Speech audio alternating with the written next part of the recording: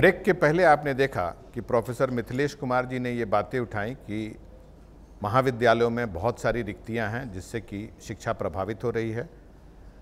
आराधना जी, सरकार इसके बारे में कुछ कर रही है नहीं, आपको जानकारी होगी? सरकार इस विषय में भी बहुत गंभीर है। मुझे लगता है पिछले 2-3 साल से इस पर काफ़ी कार्य हो रहा था और अभी फाइनल स्टेजेस पर पहुंच गया है। जितनी भी रिक्तियां हैं उसको भरने के लिए सरकार ने प्रारंभ कर दिया है, उसकी कार्रवाई प्रारंभ कर दी है। और दूसरा एक और जो महत्वपूर्ण निर्णय सरकार ने लिया है, महिला महाविद्यालय खोलने के लिए। लगभग 12 ज़िले जो बैकवर्ड ज़िले हैं वहाँ पर महिला महाविद्यालय वो खोला जा रहा है इस वर्ष से। तो मुझे लगता है सरकारी महाविद्यालयों को भी कमी नहीं रहेगी। पुरानी रिक्तियां भी भरी जाएंगी। भरी जाएंगी और नए रिक्तियां भी। मुझे लगता है 1-2 साल में वो ये पूरा प्रोसेस कंप्लीट हो जाएगा। और साथ ही साथ जैसे उन्होंने मिथिलेश जी ने उठाया ये मामला कि 3 विश्वविद्यालयों की ज़मीन और इंफ्रास्ट्रक्चर नहीं है, तो उस पर भी अभी कैंपस नहीं है, उस पर भी सरकार अभी कार्य कर रही है। तो समय लगेगा क्योंकि ये सब लैंड एक्विजिशन, फिर उसमें कंस्ट्रक्शन, ये सब में समय लगता है। बट मुझे लगता है प्रक्रिया प्रारंभ हो गई है और सरकार इसमें बहुत गंभीर है कि सरकारी जो विश्वविद्यालय हैं और महाविद्यालय हैं इनको सुदृढ़ कराया जाए। कालांतर में ये इंफ्रास्ट्रक्चर मिल जाएगा, डेवलपमेंट होगा। धन्यवाद इस जानकारी के लिए। मिथिलेश जी ने ये भी बातें कही थी कि जो प्राइवेट यूनिवर्सिटीज़ हैं और उनके बारे में जो नियमन बनाए जा रहे हैं वो किस शर्त पर आएंगे, क्या होगा। तो गीताश्री जी, आप कुछ बताना चाहेंगे? जी, ये हमारे समय में ही 2014 में ही उस समय एक विधानसभा की कमेटी का गठन हुआ था। कमेटी का? विधानसभा। ये निजी विश्वविद्यालय की ही समस्याओं को लेकर के कि ये किस तरह से इनका कार्यकलाप क्या है और क्या होना चाहिए और ये क्यों शर्तें पूरी कर रहे हैं कि नहीं कर रहे हैं, तो उसको लेके ही हमारी एक कमेटी बनी थी, छोटी सी थी, और उसमें हमने लीगल एडवाइस भी लिया, सब कुछ हुआ उसमें हमने कुछ एक कंडीशंस ये रखे, जो भी निजी विद्यालय होंगे उनको इंफ्रास्ट्रक्चर पे तो ध्यान देना ही होगा, क्योंकि कुछ एक निजी विश्वविद्यालय जो अभी भी यहाँ पर चल रहे हैं 6-6, 7-7 साल से, जिनकी एक बिल्डिंग में ही पूरा विश्वविद्यालय चल रहा है उनका, ये बिल्कुल मजाक की तरह लगता है। कहीं ना कहीं जो पूर्व में शर्तें रखी गई थी जी निजी विश्वविद्यालय को यहाँ सुविधा देने के लिए या स्वीकृति देने के लिए, तो उसमें कहीं ना कहीं चूक हुई है। और जैसे मिथिलेश कुमार जी बोल रहे थे कि यहाँ झारखंड के से जिनका संबंध रहता है नहीं रहता है, वैसी वाली बात भी जो उसको जोड़ने की जो बात है, उसमें भी हमने उस बात को देखते हुए ये भी बात रखी थी कि जब वो निजी विश्वविद्यालय आएंगे तो वो बिजनेस पॉइंट ऑफ व्यू से आ रहे हैं, वो अपना बिजनेस करेंगे। तो क्या वो यहाँ के बच्चे, जो मेधावी बच्चे जो हैं, जो ऐसे विश्वविद्यालयों में पढ़ना चाहते हैं, उनको उनके लिए सीट अलग से रखनी पड़ेगी, कम फीस 40, हाँ बिल्कुल, कंसेशन पे 40%, और साथ ही साथ जो स्टाफ होगा उनको भी मतलब लोकल जो है उनको एम्प्लॉय करना होगा उसमें जी। और साथ ही साथ एक कमेटी का गठन होगा जिसमें जो लोकल रिप्रेजेंटेटिव होंगे, जो आपके पॉलिटिकल रिप्रेजेंटेटिव, राजनीतिक जो होंगे, उनको भी उस कमेटी में रखा जाए ताकि वो देख सकें कि इनका क्रियान्वयन कैसे हो रहा है और कार्यकलाप क्या है, और वो अगर जहाँ पर हो सके तो वो सवाल भी उठा सकें। नियम में कागज़ पर कहीं कोई दिक्कत नहीं है, लेकिन कागज़ के बाद जो एक जब अमल की प्रक्रिया जब शुरू होती है, कार्यान्वयन जब उसका होता है, उस समय किस तरह से कौन सी कार्यप्रणाली अपना रहे हैं वो उसको मॉनिटर करने की ज़रूरत होगी। किसी कारण से आज उच्च शिक्षा सचिव हमारे बीच नहीं है, नहीं तो वो जरूर इस बात पर कुछ प्रकाश डालते, कुछ जानकारी देते। हमने उसमें ये भी एक बात डाली थी कि जो विश्वविद्यालय अगर वो ज़मीन की उपलब्धता उनके पास 4 साल तक नहीं हो सकती है तो उनको एक वार्निंग दी जाएगी। अगर आप 1 साल में और नहीं कर सकते हैं तो आपका जो है वो खत्म हो जाएगा, विच्छेद हो जाएगा। बिल्कुल, सरकार से जो है वो जो आपने किया है। समय की थोड़ी कमी है तो जल्द हम कुछ बिंदुओं को लेके आपके विचार जानना चाहेंगे। अभी चर्चा हो रही थी यूनिफॉर्म्स की, तो जो मुझे जानकारी मिली थी कुछ दिनों पहले, अभी की जानकारी नहीं है, कुछ दिन पहले की जानकारी है कि एक विशेष प्रोजेक्ट के तहत भारत सरकार काफ़ी पैसे देने के लिए तैयार थी, जिससे कि आप यूनिफॉर्म्स का वितरण बच्चों के बीच कर सकते थे, लेकिन किसी कारणवश ये पैसे झारखंड में नहीं आ पाए थे और ये यूनिफॉर्म्स का वितरण नहीं हो पाया था। मैं दोनों बात जानना चाहूँगा। पहली बात, पूर्व में ऐसा क्यों हुआ कि झारखंड को ये पैसे भारत सरकार से जो मिलने थे, बहुत पैसे थे, हंड्रेड्स ऑफ करोड़ की बात थी, तो वो क्यों नहीं मिले, और आज क्या स्थिति कुछ परिवर्तित हुई है? नहीं, ये बीच में ही 2 वर्षों का ये गैप हुआ था। एक्चुअली ये एनुअल एक स्कीम है भारत सरकार की सर्व शिक्षा अभियान के तहत। प्रति वर्ष all girls, SC, ST and OBC boys के लिए भारत सरकार SSA स्कीम के तहत राशि देती है, और APL बॉयज़ के लिए, जनरल कैटेगरी के जो बॉयज़ हैं जिनको भारत सरकार की योजना के तहत कवर नहीं किया जाता है, वो राज्य योजना के तहत उनको यूनिफॉर्म देने का प्रावधान सभी है। बच्चों को मिलेगा, सभी बच्चों को, सरकारी विद्यालय में जो अध्ययनरत बच्चे हैं, लड़के लड़कियां, सभी को यूनिफॉर्म मिलना है। बच्चों को मिलना चाहिए था यूनिफॉर्म। हाँ, इसमें बीच में 1-2 वर्ष, ये 12-13, 13-14 में ये गैप हो गया था, फिर 14-15 से ये रेगुलर स्टार्ट हुआ है। इसमें चूंकि एनुअल जो राशि दी जाती है उसमें 1 वर्ष का अगले वर्ष में दिया गया, इसके कारण भारत सरकार ने 13-14, जैसे 12-13 का 13 में बच्चों को दिया गया, तो 13-14 की राशि नहीं मिली। तो आप फिर 14-15 में आपने उनको यूनिफॉर्म दिया है या पैसे दिए? अभी पिछले 1-2 साल में इसको हम लोगों ने काफ़ी टाइम पर ये कर लिया है। जैसे 15-16 का हम लोगों ने मई-जून में ही दे दिया था राशि, इधर 16-17 का भी हम लोगों ने राशि अभी विद्यालयों को उपलब्ध करा दी है। इसमें जो भारत सरकार का नॉर्म्स है, स्कूल मैनेजमेंट कमेटी को राशि देनी है। तो अभी रिसेंट एक निर्णय सरकार लेवल पर हुआ है कि ये जो SMC पहले अपने टेंडर करके लोकल परचेज करती थी, अब वो स्वयं सहायता समूहों के माध्यम से लेगी, जिससे कि ग्रामीण महिलाओं को भी बहुत अच्छी बात है, भविष्य में बच्चों को समय पर यूनिफॉर्म मिलेगा। ये जानकारी आपको दे रही हैं आराधना जी। एक और चर्चा, चूँकि यहाँ पर हमारे पैनलिस्ट में 2 महिलाएं हैं, तो बच्चियों के शिक्षा के लिए ये ज़रूरी है कि जो हाई स्कूल हो, कम से कम हर पंचायत में एक हाई स्कूल हो, क्योंकि देखा जाता है कि यदि हाई स्कूल 5-6 किलोमीटर दूर है तो अभिभावक अपने बच्चियों को भेजना नहीं चाहते हैं। तो एक तो हाई स्कूल को नज़दीक लाना, और या फिर बच्चियों को साइकिल वगैरह की व्यवस्था करना देना, जैसा बिहार ने किया था। तो इसके तरफ कुछ पहल हो रही है कि नहीं? इस पे दोनों में, जैसे साइकिल की जो व्यवस्था है वो यहाँ झारखंड राज्य में भी है। अभी पिछले 1 साल से DBT के माध्यम से बच्चियों के खाता में पैसा जा रहा है। पूर्व में साइकिल उपलब्ध कराया जाता था सभी लड़कियों, डायरेक्ट बैंक ट्रांसफर। हाँ, जो अभी सभी लड़कियों के लिए, और साथ ही साथ पिछले वर्ष से, मुझे लगता है 14-15 से इवन सरकारी स्कूल में जो लड़के हैं उनको भी साइकिल की व्यवस्था कक्षा 8 में जो अध्ययनरत लड़के लड़कियां हैं उनको दिया जा रहा है। मुख्य रूप से SC, ST और OBC के छात्र छात्राओं को कल्याण विभाग द्वारा साइकिल दिया जाता है। और शिक्षा विभाग, विद्यालयों की दूरी की जो अगर बात करें तो उसमें हाई स्कूल्स में अभी हम लोग पीछे हैं। लगभग हमारे अभी 2500 हाई स्कूल्स हैं, और हम लोगों ने अभी रिसेंटली एक सर्वे कराया था 6 माह पहले, लगभग 475 और हाई स्कूल्स हम लोग को खोलने हैं। जो नॉर्म्स कहता है भारत सरकार, उसमें है कि प्रत्येक 5 किलोमीटर में एक हाई स्कूल होना है। जी, यही मैं तो ये एक सैचुरेशन तक पहुंचने के लिए हम लोग को और 450-475 हाई स्कूल्स खोलने हैं। लगभग 450-500 उच्च विद्यालय खोले जाने हैं, तब जाके प्रत्येक 5 किलोमीटर के रेडियस में एक सैचुरेशन हो जाएगा। तो इसमें भी हम लोगों ने फेज मैनर में, चूंकि एक साथ सारा हाई स्कूल्स नहीं खोल सकते हैं, इस वर्ष लगभग 200 हाई स्कूल्स खोलने की योजना है। फिर अगले वर्ष बहुत बड़ा नंबर है। और ये अपग्रेडेशन होगा, जो मिडिल स्कूल्स है, मिडिल स्कूल्स को हाई स्कूल में अपग्रेडेशन करने की योजना है। झारखंड राज्य में जो medical colleges, engineering colleges, law colleges, agricultural universities, ये जो टेक्निकल हायर एजुकेशन है, तो उनकी सुविधा अन्य राज्यों की अपेक्षा में बहुत कम है।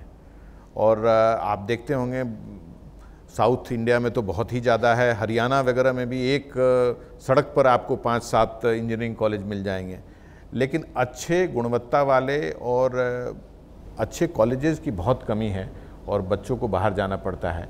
इसके लिए सरकार क्या कर रही है? सरकार इसमें भी गंभीर है। जो इंजीनियरिंग कॉलेजेस हैं, पॉलिटेक्निक्स हैं, इन सबको और सुदृढ़ करने के लिए कई नए अभी पॉलिटेक्निक्स खोले जा रहे हैं, और महिला इंजीनियरिंग कॉलेज खोलने की भी अभी प्रक्रिया प्रारंभ की जा रही है। बहुत अच्छी बात है। कहाँ खुल रहे हैं महिला? ये साथ ही साथ, जैसे जो आपने कहा कि साउथ में बहुत सारे प्राइवेट जो इंजीनियरिंग कॉलेजेस और ये खुल जा रहे हैं। इवन यहाँ से भी हम लोग देखते हैं कि उड़ीसा से कंपेयर करते तो वहाँ भी बहुत सारे खुल रहे हैं। लेकिन जो मुझे लगता है कि बहुत ज़्यादा भी अगर कॉलेजेस इस तरह हम लोग बिना प्लान्ड वे में अगर खोल लें तो एक्सेस अगर हो गया, नहीं, हम लोग एक सड़क पर 10 इंजीनियरिंग कॉलेज मत खोलिए। हाँ, लेकिन आपके राज्य में सही में कमी है इंजीनियरिंग कॉलेजेस की। कमी है, तो इसको दूर करने के लिए भी सरकार कार्य कर रही है।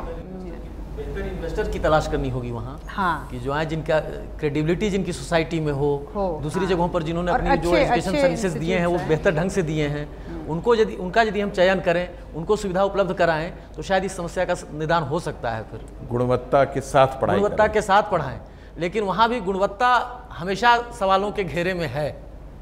और यहाँ इस राज्य के प्राथमिक से लेकर के उच्च शिक्षा तक गुणवत्ता सवालों के घेरे में है और अभी रहेगी। उस दिशा में सोचने का काम, चाहे इसको एक अच्छी पहल मान रहे हैं, विगत 1-1.5 वर्षों में जो नज़र आया है, इसके पहले मतलब कि उस कदर नज़र नहीं आ रहा था।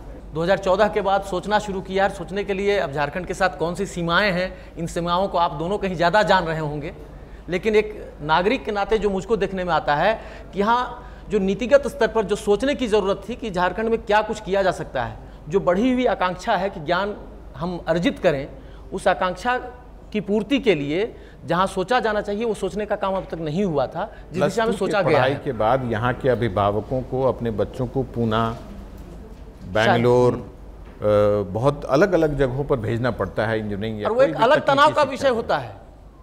सामाजिक स्तर से लेकर के पारिवारिक स्तर पर आपके तनाव उससे बढ़ते हैं।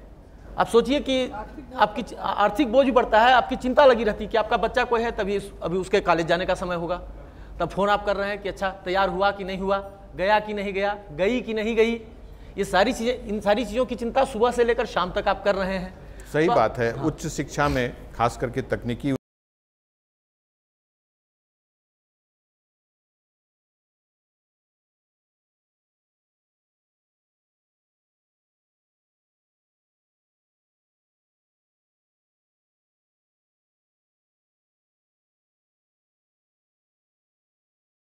मध्य उच्च digitisation, higher education, private universities, हमारे बीच हमारे बहुत ही प्रबुद्ध दर्शक बैठे हुए हैं।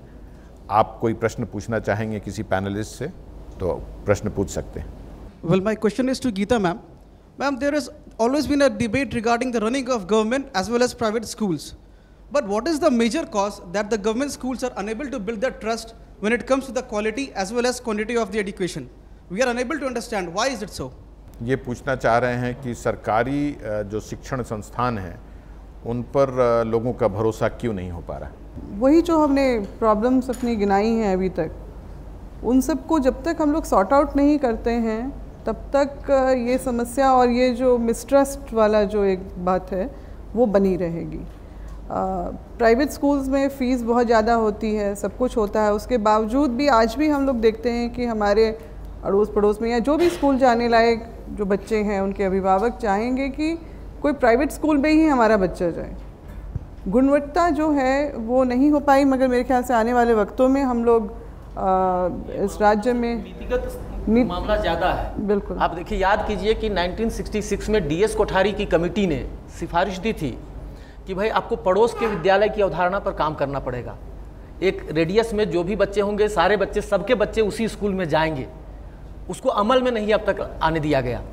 यदि वो अमल में आ गया होता वो फार्मूला, तो शायद आज प्राइवेट इंस्टीट्यूशंस भारत में नहीं पढ़ पाते। लेकिन पॉलिसी देश के लेवल पर लेनी होगी। हाँ, देश के लेवल। तो वो झारखंड जैसे अगर आप अमेरिका में जाएंगे तो वहाँ देखेंगे कि एक एरिया के सारे बच्चों को एक ही स्कूल में जाना पड़ता है, वहाँ प्राइवेट और सरकारी का नहीं है। तो वो तो बहुत बड़ी नीतिगत बातें हैं। और जानबूझकर जो सरकार के प्रति, सरकारी संस्थानों के प्रति उनको बदनाम करने की लगातार कोशिशें हुई हैं संगठित रूप से।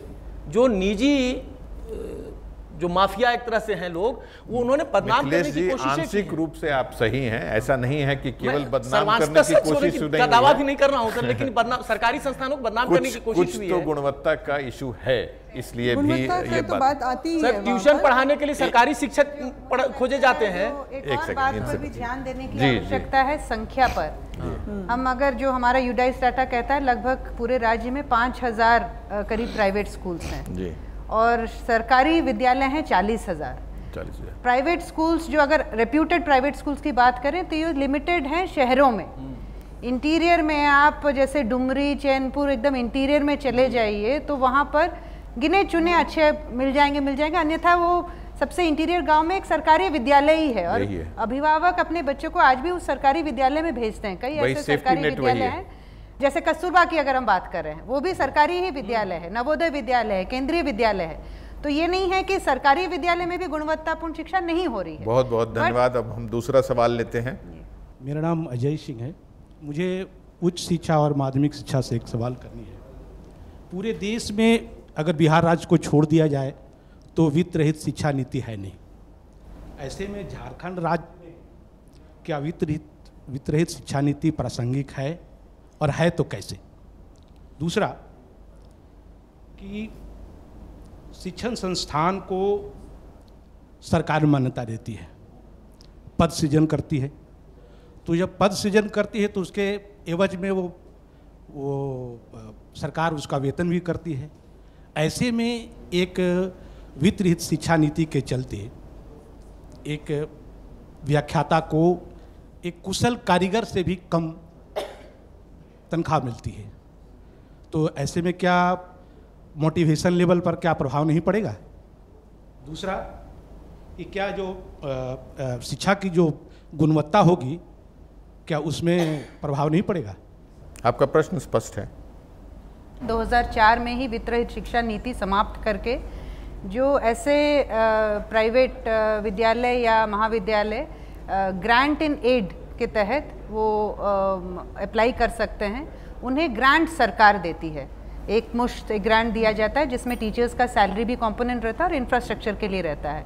एक हो गया प्योरली सरकारी स्कूल, एक हो गया प्योरली प्राइवेट स्कूल, और एक ऐसे विद्यालय या महाविद्यालय जो सरकार से ग्रांट लेकर, मदद लेकर वो करना चाहते हैं, तो उनके लिए एक नीति है जिसमें उनको ग्रांट दिया जाएगा। पूरी राशि नहीं दी जाएगी, पूरी राशि नहीं दी जाएगी, एक लमसम ग्रांट दिया जाएगा। और ये लमसम ग्रांट लास्ट ईयर से ये डबल भी कर दिया गया। अब काफ़ी अच्छी राशि उसमें छात्रों के अनुपात पे मिलती है। तो अगर जो विद्यालय महाविद्यालय अच्छे हैं, जिसमें छात्रों के अनुपात अच्छी है, रिजल्ट्स अच्छे हैं, उनको अच्छी खासी राशि दी जाए। मापदंडों पर दिया जा रहा है। मापदंडों पर दिया जाए, इंसेंटिव होगा जी। हाँ, वो इंसेंटिव है।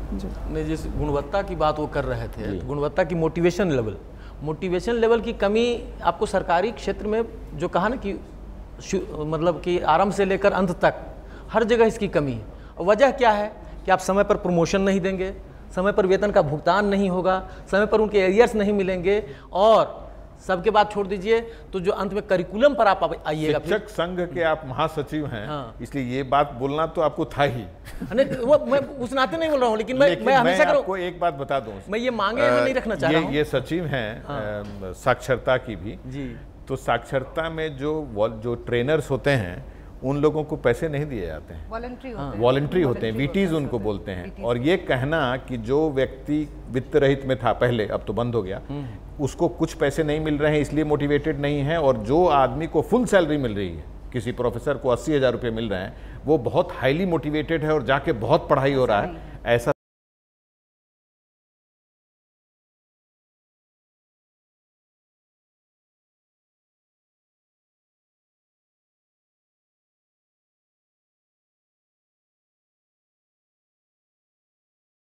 अकाउंटेबिलिटी।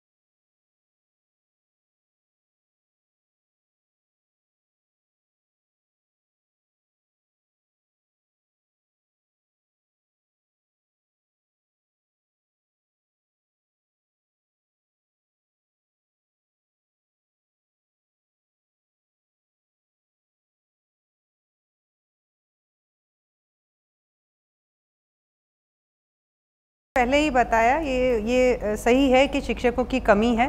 इसके लिए पहले जो प्रयास किया गया सरकार के द्वारा, प्राथमिक और मध्य विद्यालय में शिक्षकों की नियुक्ति हुई, लगभग 15,000 शिक्षकों की नियुक्ति हो चुकी है। 18,000 करने जा रहे हैं। अब नेक्स्ट फेज में हाई स्कूल और +2 है, जिसकी भी प्रक्रिया हम लोग प्रारंभ कर दिए हैं। इससे जो शिक्षकों की कमी है, खासकर इंग्लिश जैसे आपने कहा, वैसे ही मैथ्स, साइंस, ये सब सब्जेक्ट्स में शिक्षकों की कमी है, क्योंकि हायर क्लासेस में सब्जेक्ट वाइज टीचर्स की बहाली होती है।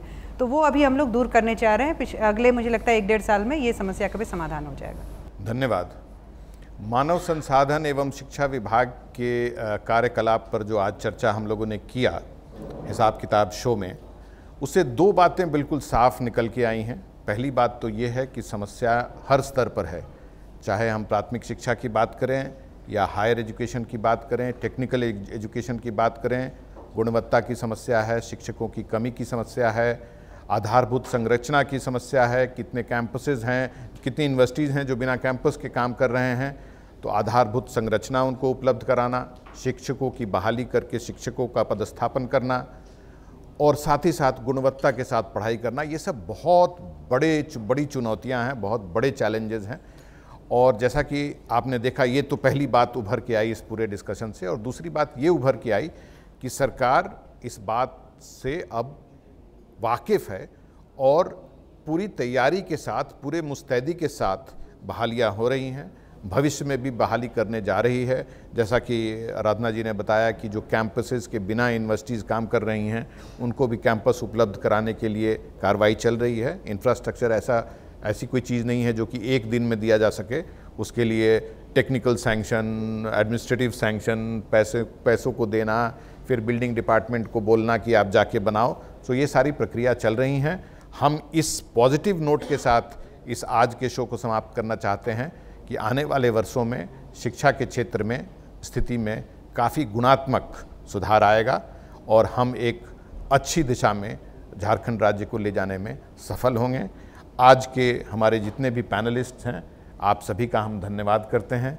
जो हमारे दर्शक हैं, जो हमारे अतिथिगण हैं, आप सबका भी स्वागत है और धन्यवाद है कि आप इस कार्यक्रम में आए। और इसके साथ ही आज के शो का हम समापन करते हैं। देखते रहिए APN न्यूज़, देखते रहिए हिसाब किताब।